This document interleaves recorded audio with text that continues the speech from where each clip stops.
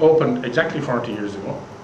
Since then, I mean, we've had several hundred exhibitions, easily now, very varied. Each exhibition we have is an occasion to generate as much publicity as we can. When I first saw Selma's paintings, we had been at that point selling her sculpture for some years. Really, there wasn't a lot of self-confidence there. And when I think on those pictures, they were very good, but they were quite tentative compared to these. There's a sense of liberation here, a sense of absolutely assured, I know exactly what I'm going to do. They're bold, they're strong, they're full of personality. It's been here for 2 weeks now, and it has attracted a huge amount of attention. It's very interesting watching people looking at particularly the paintings. They find it hard to believe that this is all the work of one artist. It's like two totally different artists, and I think this is a real source of intrigue. Going from the sort of almost sentimental, in some cases, traditional, academic and romantic kind of sculpture to very strong, beautiful shapes, highly coloured abstracts.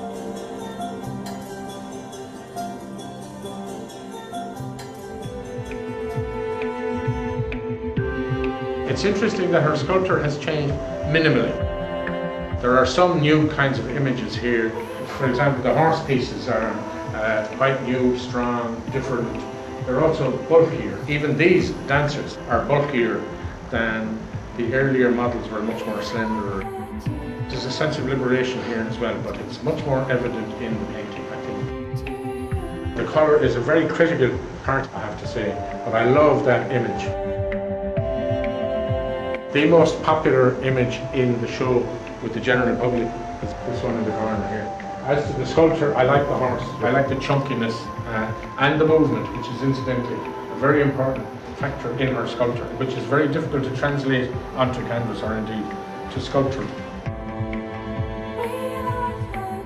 We've had a number of tears, people becoming quite emotional, and this is wonderful to see.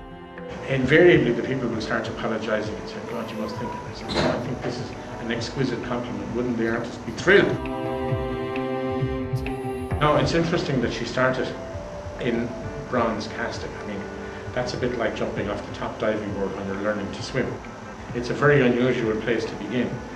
It's a very exciting place to begin, but there's so much technical stuff to go with it. The whole foundry business is taking it away from the artist's control to an extent, whereas it's total control with the painting.